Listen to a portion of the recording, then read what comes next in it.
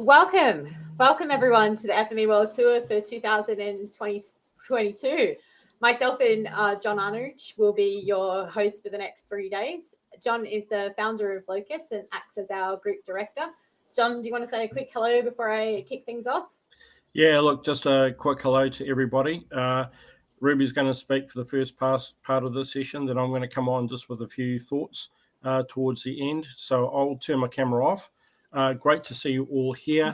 And Ruby, I'll turn my camera off now and over to you. Thanks very much.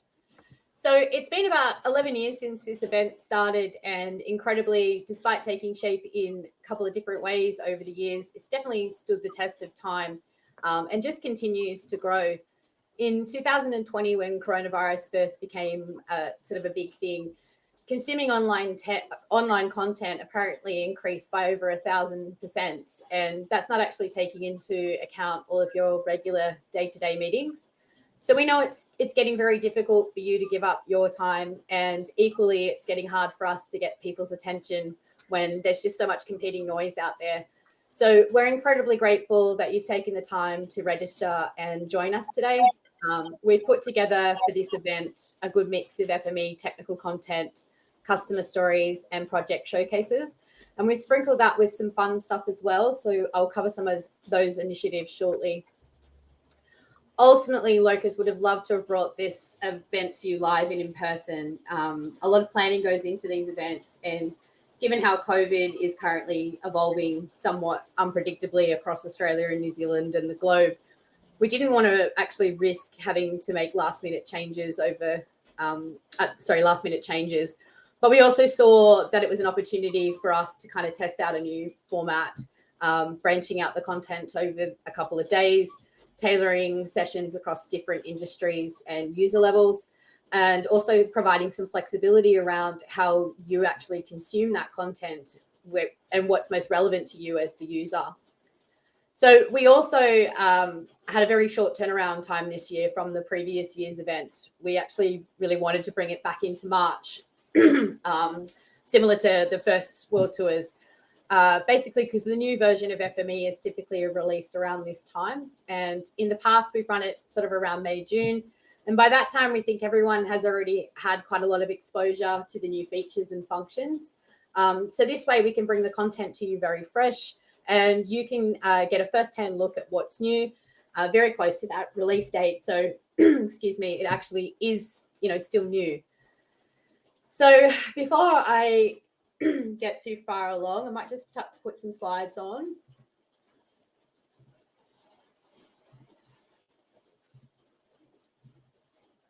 Hopefully you can all see that okay. So my name is Ruby Donaldson, and my focus is business development and strategy as the Managing Director of Locus Australia. I've been in this industry now working with FME for over 12 years. And to me, that's quite amazing because I kind of feel like I have really no business being in this industry. I was working in the airline industry previously in a fairly glamorous sales and marketing role, traveling the world to places like Africa, which I guess is like a very different kind of geography focus. But I could say that I kind of fell into it. And what I realized very quickly is that this is exactly where I want to be and should be. The spatial industry attracts some of the smartest and most creative people that I've ever come across. And they're dedicated to delivering solutions that change people's lives, which I absolutely love being a part of in any capacity. And I've seen firsthand people who have no idea what this industry does, but they equally have no idea how often it touches their everyday lives through the effective use of data. I grew up in Ballina, which, as some of you will know, has been recently hit quite tragically by the floods, which was really surreal to watch. But one thing I also noticed is how much this industry and the solutions it delivers touches and changes people's lives, and in some cases actually saves lives. So I saw people who you wouldn't expect suddenly looking for topology and flood modeling maps, or suggesting that people start using what 3 words on Facebook. And I think when you see that, you can't help but feel like you're part of something very special and something very important. So I'm quite grateful to be a part of that. Admittedly, FME reminds me a little bit, to use a footy analogy, of the forwards who are the workhorses but don't necessarily get the credit because they aren't noticeably out front scoring the tries. And I think that's changed, or that's changing, or has changed. And we're seeing FME really creep out of that GIS team into several other areas within the organization. We're also seeing take up from what we would consider to be non-typical industries beyond sort of local government, and utilities. And it's really starting to hold its own when it's competing with some of the biggest players in the space, in the data management and system integration space, especially when you start to compare the functionality that you're getting versus the price, which I believe John is planning on touching on a bit later.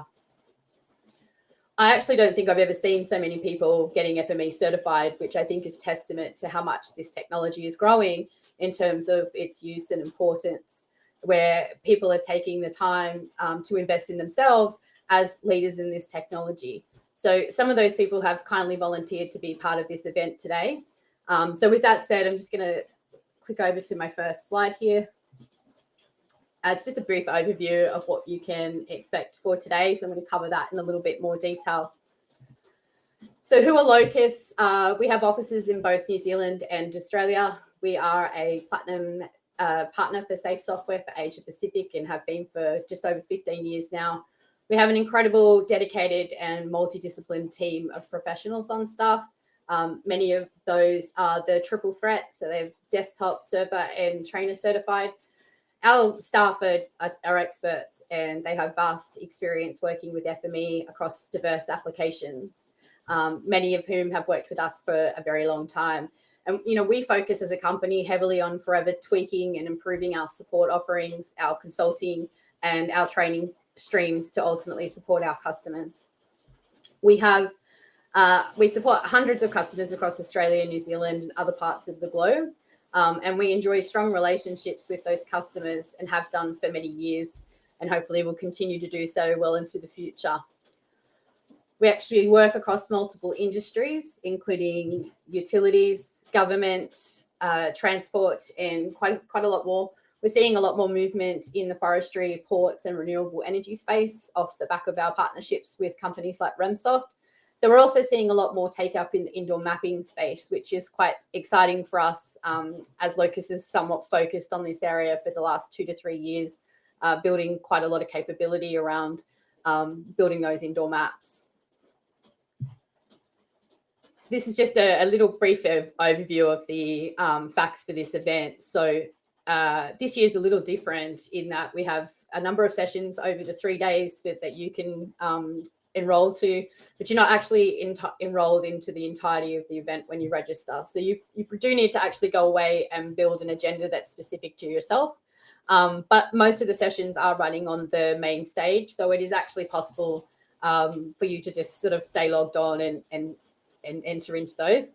In saying that, if you actually want to receive the alerts that a specific session is starting, we do suggest that you go away and build that agenda. And I assume there'll actually be some time between this talk and the sort of kickoff of the first technical talk for you to go away and do that. So on day one, we're kicking off. Today we have guest speakers Callum Smith from Ernst & Young Business Solutions. We also have Gavin Jeter from Abley. And we have a number of talks from our team today, as well as the inaugural What's New in FME 2022 session. So you definitely don't want to miss that. Day two is really packed with customer stories and guest speakers. So on day two, we have Fawn Tran from Quotable Value, Patrick Booth from MEC Solutions, Sarah Singh from Waka Katahi. I think they probably shouldn't have let the Australian do that one. New Zealand Transport Agency, that's a lot easier. Daniel Knutsford from Morphium Environmental and Matthew June at Napier Port. We'll also hear from Darren and Pip from the Locus team on customer stories from around the world. So it's a very customer story focused day on day two. Day three, we're sort of doing something a little bit different. It has a particular focus on actual project showcases. So these are going to be joint stories from Locus staff and the customers that we've delivered these solutions alongside today. So that day we'll be hearing from Matthew Cooper at Electra, Nick Morris from Your Way, and Andrew Old and Ruby Seeley Lawson from Balance Agri-Nutrients. So that actually is going to be a really exciting day. On top of that, we also have jumped ahead of myself. We're also running our roundtable discussion. We have a special guest for that. We have Mark Ireland from Safe Software, who is a really great personality. If you haven't subscribed to his What's Up Wednesday article that he releases Wednesday for him, Thursday for most of us in our time zone. It's a really, really good publication. And also we have Brett Madsen, who I'm sure for some of you is a familiar face from Bermuda. And we'll have members from the Locus team, Darren Fergus and Kieran O'Donnell. So some of the exciting things that we've been doing this year, the FME World Tour theme that Safe Software put out was data-driven. And it actually felt like that theme was really set for us. We have Darren Fergus on staff, and many of you will know, as I'm sure he's told you, he runs a company called Extreme X on the weekend, which is a luxury car experience or luxury car driving experience. So he was kind enough to help us out with this theme. And as you can see, we've gone kind of all out, putting the Locus logo on the side of the car. I think it's a Lamborghini. I don't actually know, which is terrible.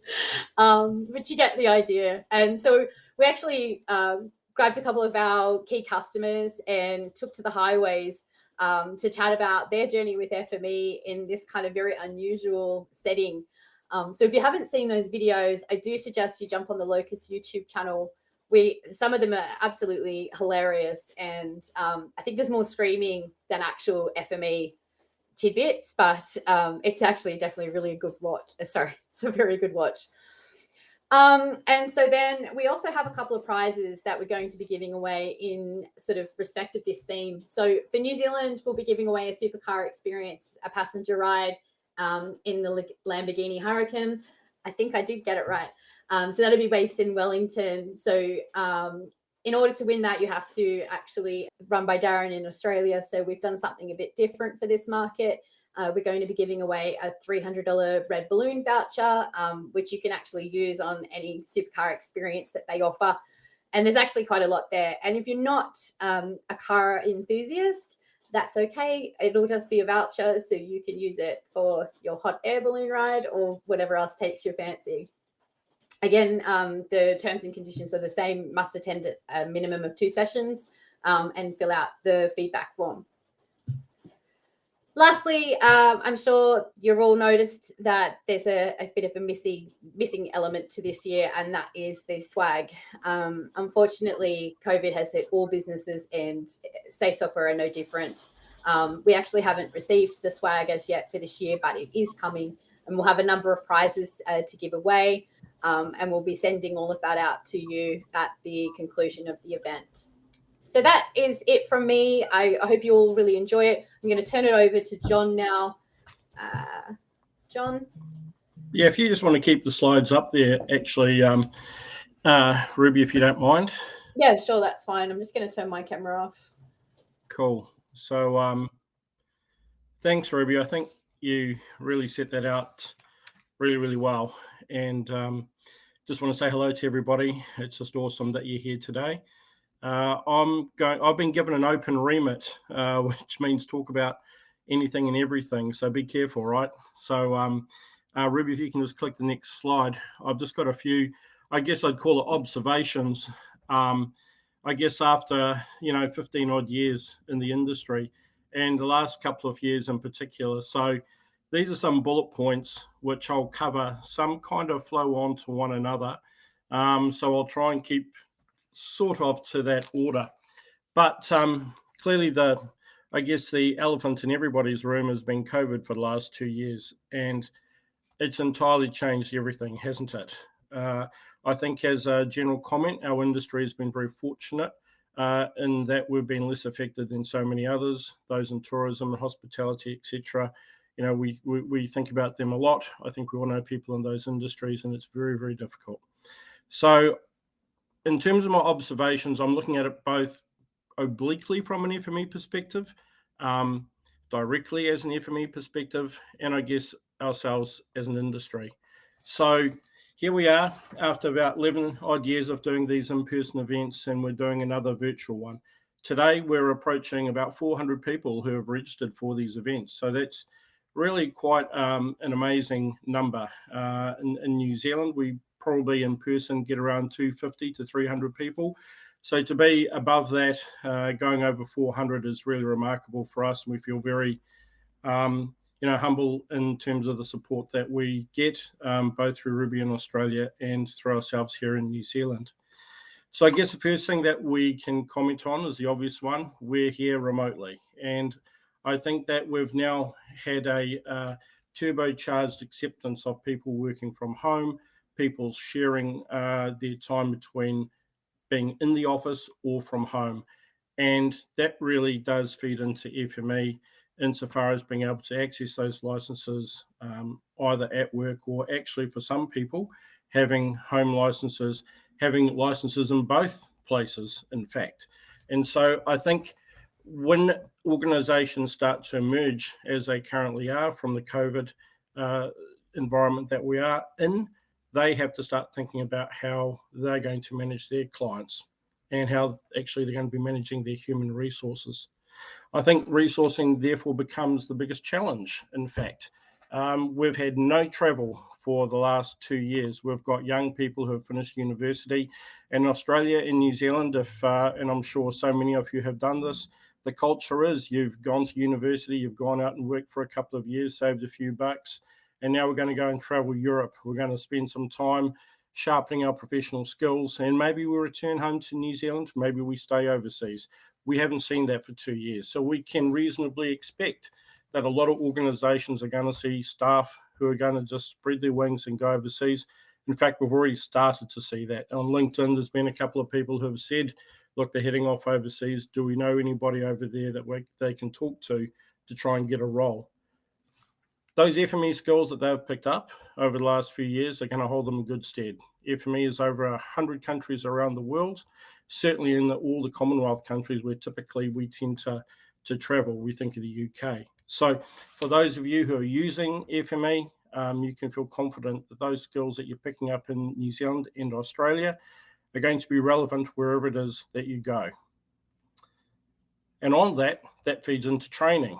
We've never seen as many people doing training, and consequently, we've never seen so many people being certified as FME professionals, desktop server training, etc. I think it just is another, I guess, support for the investment of time that people put into FME. As I say, again, it's a skill set that's not going to fade over time. FME and Safe Software have been around since 1993. So it's become embedded into many organizations. So again, those skills, keep working on them, do the training, and they'll hold you in good stead. Ruby, if you can maybe just flick to the next screen, because I've only got one other slide, and that's the one in respect of Gartner. So this is a very interesting development over the last 2 or 3 years. We've seen FME as a product enhance from the early days when Don and Dale first started in 93, and a shout out to them. We always admire the developments that they and the SAFE team continue to develop year upon year. But what started out as a piece of software that assisted people getting, data from one format to another, etc., has really evolved. And I think in the last 12 to 24 months, being in the Gartner quadrant is a fantastic example and a very tangible example of where that development has led FME to. It's no longer just a piece of software that lives in that spatial environment. It lives in spatial and non-spatial. And we see this with our clients all the time.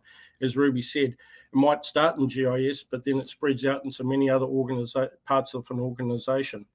And on that quadrant, we can see top left how Safe Software is starting to grow and expand in its application across industries. So here we are, all of a sudden, when you're starting to think about potentially other solutions, and you think of things like MuleSoft, etc., all of a sudden, really, your attention needs to say, well, hey, let's have a think about FME in that space as well. So now it's a real enterprise solution. And so again, I come back to the skills that you all possess. If you start thinking about the fact that typically they've been put to good use in a spatial sense, starting to think a little bit more broader across an industry's possibilities, really it gives you an opportunity to grow even further within your organizations or elsewhere. So we really think that the Gartner quadrant perhaps hasn't been spoken about as much as it could be.